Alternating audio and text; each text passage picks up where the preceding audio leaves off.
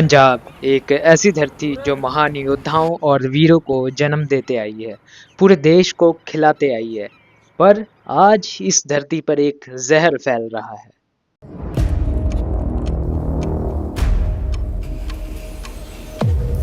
कोई भी चीज ले लो, गांजे से लेके सर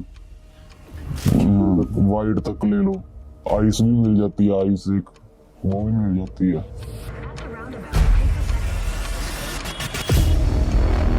अपने बच्चे की भी किसको याद नहीं आती, 24 घंटे याद तो आती है। अपने बच्चे के भी पालते भी है, पड़ोसते भी है, खाली करते अपने बच्चे के लिए।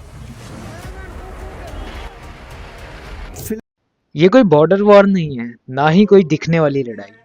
ये एक ऐसी जंग है जो पंजाब अपने ही बच्चों से हार रहा है। दोनों 50-50 मान लो, दोनों लड़के भी उतने हैं, लड़कियां भी उतनी हैं। मैं नशे में इतना पड़ गई कि 25 लाख रुपीस मैंने, जो जिसे हेरोइन कहते हैं, पहली बार जब मैंने लगाया इंजेक्ट किया तो इतना इंजेक्ट किया कि मेंटली अपसेट, सड़क पर भीख मांगती थी यहाँ पर सिविल हॉस्पिटल के बाहर।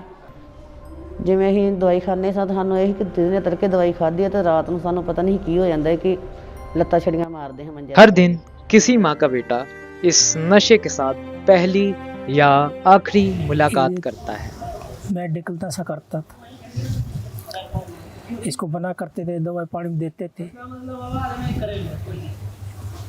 ये माना नहीं, बोलता इसके बिगड़ मेरे को सरता नहीं।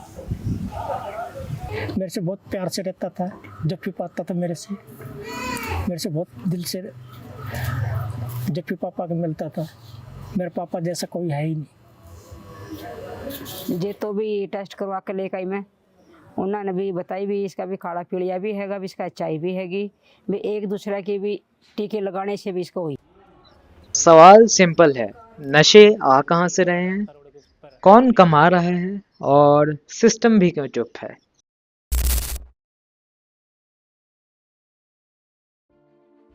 पंजाब की लोकेशन गोल्डन क्रिसेंट के बिल्कुल पास है, जो दुनिया के सबसे बड़े अफीम और हेरोइन के रूट्स माने जाते हैं।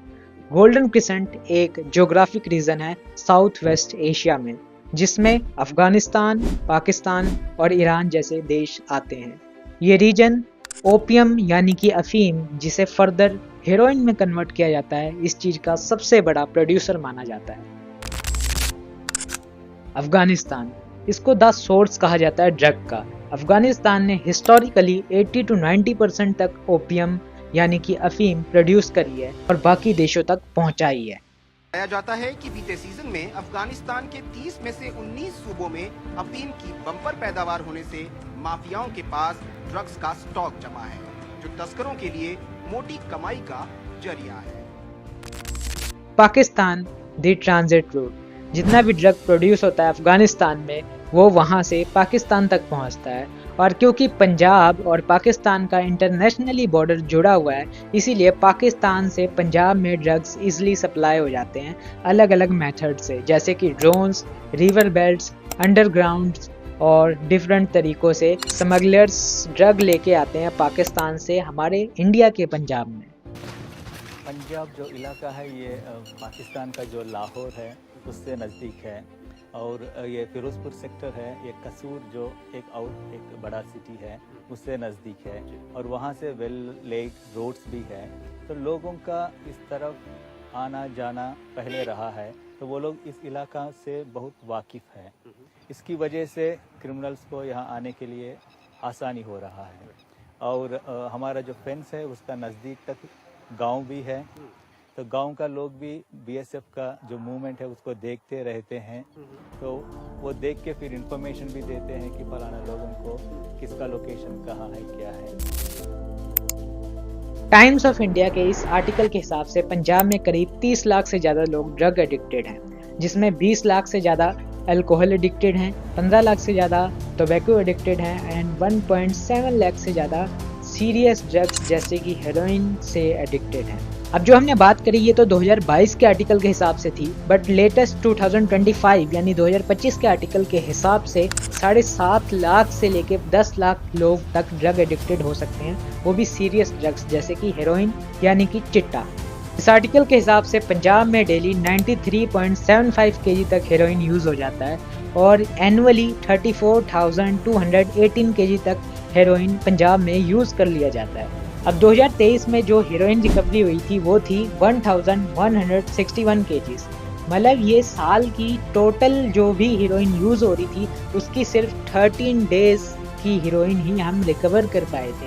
इसका मतलब रिकवरी रेट बहुत ही ज़्यादा कम है ड्रग्स के मामले में। अब जब नशा एक ऐसी प्रॉब्लम है तो इसका कोई सोल्यूशन भी तो होगा। सोल्यूशन है वो है डी एडिक्शन सेंटर्स यानी कि नशा मुक्ति केंद्र। आज के बाद कभी नशा नहीं लूंगा और अपने जिंदगी को दूसरों के दुख सुख में भागीदार बनूंगा और भारत का एक अच्छा नागरिक बनूंगा। और पंजाब में करीब 36 गवर्नमेंट डी एडिक्शन सेंटर्स हैं। 177 प्राइवेट डी एडिक्शन सेंटर्स थे बट उनमें से कुछ बंद कर दिए गए due to ED raid and business frauds. And बड़ी ही अजीब बात है कि डी एडिक्शन सेंटर्स को एक सेंटर की तरह या क्लिनिक की तरह नहीं माना जाता, लोग इसे भी एज अ बिजनेस परफॉर्म करते हैं। अब प्रॉब्लम ये नहीं है कि यहाँ पर कितने सेंटर्स हैं, कितने प्राइवेट सेंटर्स हैं। प्रॉब्लम तो ये है कि जो सेंटर्स हैं भी वो बहुत ही पुअर क्वालिटी के हैं और वहाँ पर ना तो ढंग से साइकेट्रिस्ट होते हैं, ना कोई साइकोलॉजिस्ट होते हैं, ना ढंग से डॉक्टर रखे जाते हैं और रिकवरी रेट बहुत ही कम होता है। 5 ਮਹੀਨੇ ਤੋਂ ਵੱਧ ਹੋ ਗਿਆ ਮੈਨੂੰ ਉੱਥੇ।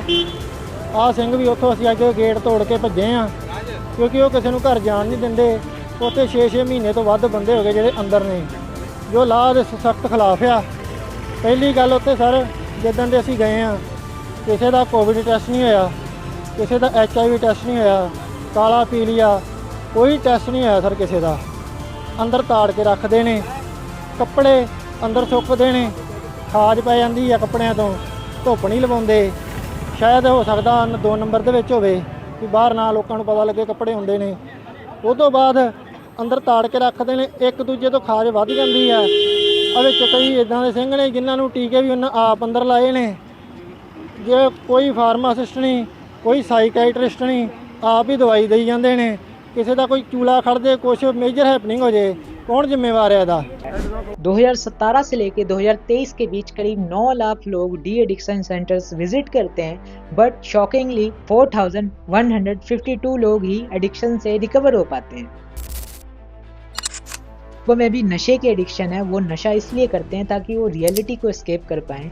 जो भी रियल वर्ल्ड की फीलिंग है, रियल वर्ल्ड का जो भी स्ट्रेस है वो उनके माइंड को फील ना हो। तो इससे सवाल ये भी बनता है क्या हमारी रियलिटी इतनी ख़राब है, क्या हमारी मेंटल हेल्थ इतनी ख़राब है कि हमें नशे की ज़रूरत पड़ रही है उसको कंट्रोल करने के लिए। अब जो पंजाब में ड्रग एडिक्शन बढ़ रही है इसके कुछ हद तक लोग भी रिस्पॉन्सिबल हैं। लोग ऐसे रिस्पॉन्सिबल हैं क्योंकि वो अपने फेवर की चीज़ों को गलत नहीं मानते हैं। अगर पंजाब में बात करी जाए ड्रग्स की, अगर कोई भी सिटीजन मांग कर रहा है ड्रग्स को ख़त्म करने की तो वो यही मांग कर रहा है कि चिट्टे को ख़त्म किया जाए। ज़्यादातर लोग शराब बैन करने की बात नहीं करते हैं, ज़्यादातर लोग अफीम बैन करने की बात नहीं करते हैं।